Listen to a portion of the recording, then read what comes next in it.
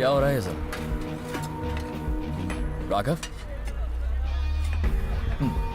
आनंद, environmental research बहुत damage कर दिया। इट्स टू लेट, लेकिन अब रोकना होगा। ये मत करो, वो मत करो। बचपन से यही बकवास सुन सुन के पक और थक दोनों गया हूं मैं। बार बार यही बकवास सुनने को मिलती है। बोर हो गया हूं यार। But not any more. ये मेरी जगह है, जो चाहूंगा करूंगा। लेकिन मैं तुमसे बार बार यही चीज कहूंगा जब तक तुम काम बंद नहीं करते। ये सब तुम्हारा है। यू नो वॉट, हम सब इस पृथ्वी पर किराएदार हैं। यहाँ की किसी भी चीज पर हमारा हक नहीं है, बस मुफ्त में यहाँ रहते हैं। इसीलिए ये हमारी जिम्मेदारी है कि हम अगली पीढ़ी को ये सही सलामत सौंपें। और अगर ऐसी प्रकृति को तुम हानि पहुंचाओगे तो नहीं चलेगा। तो गलत जगह आ गया है। जानता है ना मैं कौन हूं? मैंने सुना तुम वो जनता गराज वाले के बेटे हो और किसी बिजनेस टाइकून के जमाई हो। इसने खुद कुछ उखाड़ा है क्या?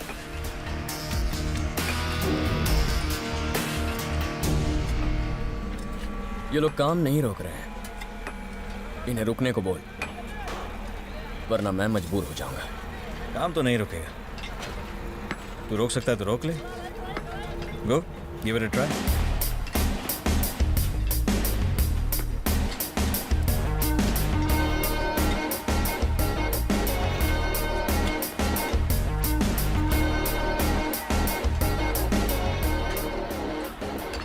ये काम को रोकना चाहता है, साले को सीधा ऊपर भेज दे। ओके।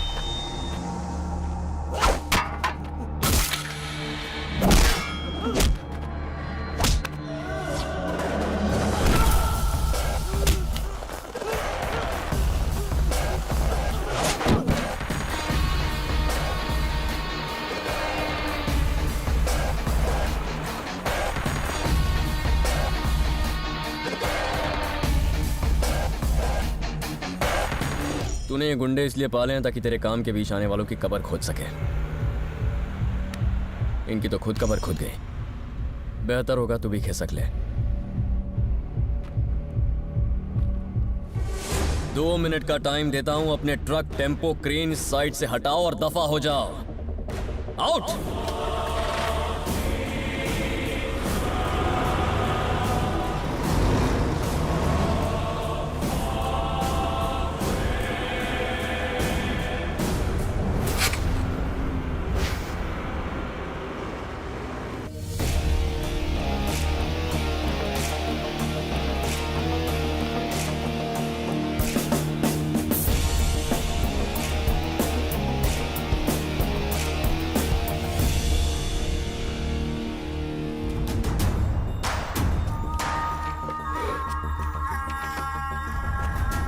मुकेश राणा के हॉस्पिटल की फाइल लाया हूं। सारे डॉक्यूमेंट्स है, पूरे 23 साइन चाहिए। चल साइन कर। इतने सारे साइंस का, इतनी सारी फाइल्स का, आखिर तुम करते क्या हो? ये प्रोजेक्ट पास करने के लिए मुकेश भाई का नाम ही काफी है। प्रोजेक्ट रूल्स के मुताबिक नहीं है, इसलिए मैं पेपर्स पर साइन नहीं करूंगा। क्यों बे, नशा करके आया क्या? मैं तो नहीं आया, पर मुझे लगता है जिसने ये प्रोजेक्ट बनाया है उसने नशे में बनाया होगा। मुकेश भाई से पंगा? तुझे अपने परिवार की फिक्र नहीं है क्या? मैं इस प्रोजेक्ट को रिजेक्ट कर रहा हूं।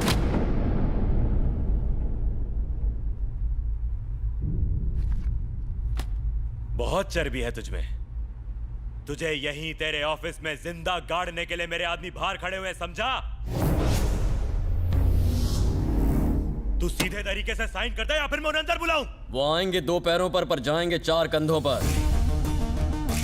लेकिन बस 2 मिनट रुक जा, मुझे जरा इन लोगों से बात करनी है। तब तक तू उन्हें बुला ले।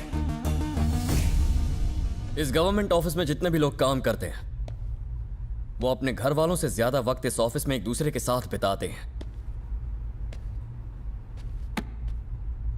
ये भी तो एक परिवार की तरह ही है ना। और अगर परिवार के किसी भी सदस्य को कोई भी प्रॉब्लम हो तो सारा परिवार साथ खड़ा होता है। अगर मुसीबत के वक्त परिवार वाले एक दूसरे का साथ छोड़ दें तो वो परिवार नहीं होता।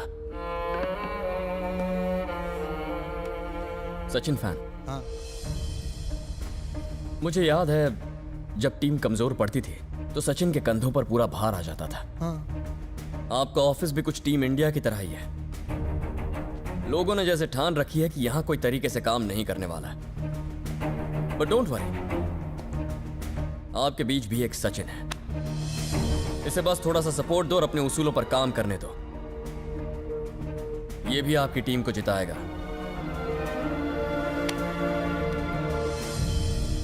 आपकी उम्र देखकर लगता है आप जल्दी रिटायर होने वाले हैं। मतलब बच्चों के लिए अच्छा खासा पैसा कमा कर रखा होगा आपने।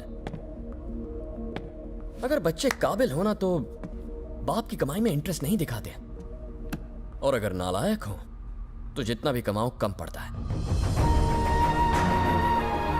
यह हराम की कमाई का कोई मोल नहीं है। जब आप सुबह अपने आप को आईने में देखते हो तो क्या खुद से आंखें मिला पाते हो? ऐसी कमाई का क्या फायदा जो सुकून की नींद भी ना दे पाए।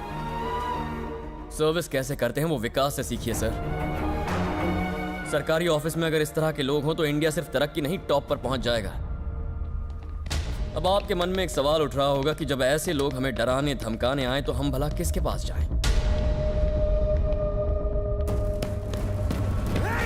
उनके लिए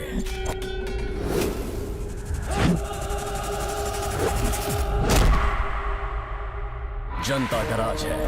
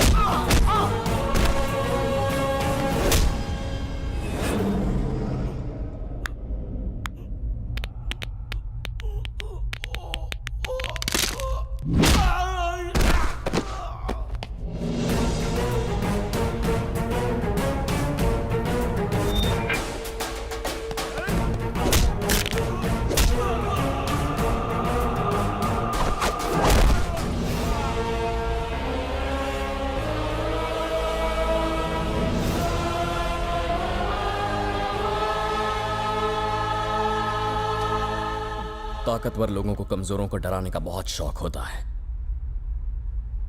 बट फॉर अ चेंज कमजोरों के पीछे ताकतवर लोग खड़े हैं। जनता का राज।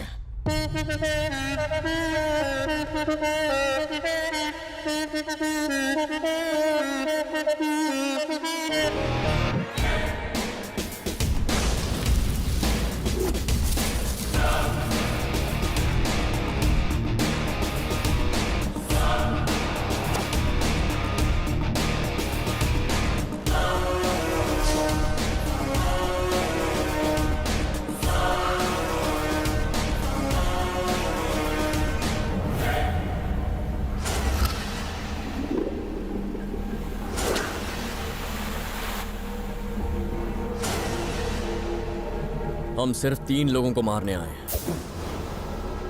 अगर गिनती बढ़ाने का शौक है तो आ जाओ।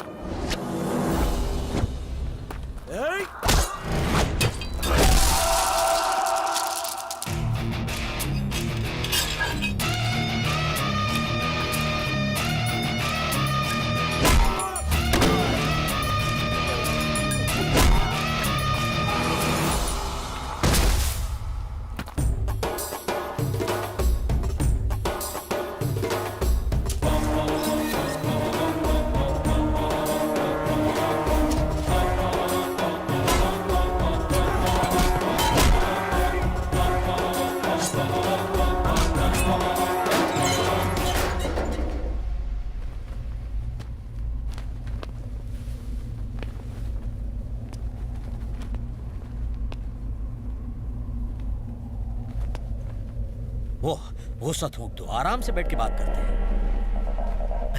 अब हम सब एक फैमिली हैं, जो भी प्रॉब्लम है बात कर लेते हैं। आनंद, जो लोग मर गए वो तुम्हारे सगे तो थे नहीं, और वैसे भी एक मैकेनिक के मरने पर क्या बवाल खड़ा करना। मार डालूंगा।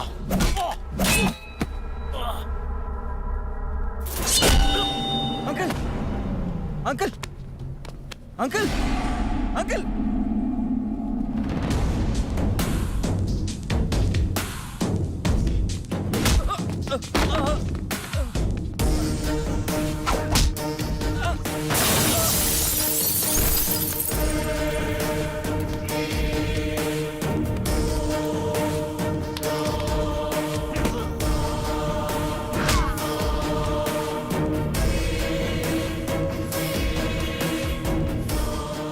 प्लीज आनंद, मैं तेरा भाई हूं ना, मुझे छोड़ देना।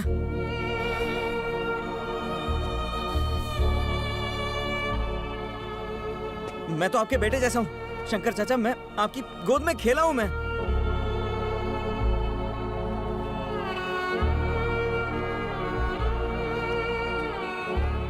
अली चाचा आप तो कुछ बोलिए।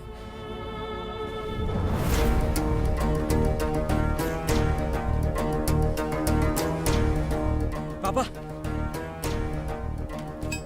पापा इनसे कहो ना मुझे जाने दे। मैं आपका इकलौता बेटा हूं पापा। पापा,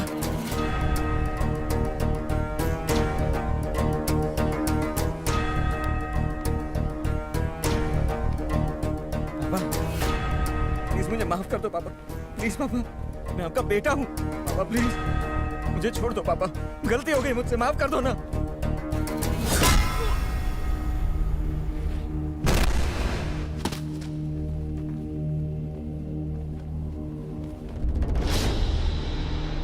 जनता के राज की नजरों में हर गुनहगार की सजा सिर्फ मौत है।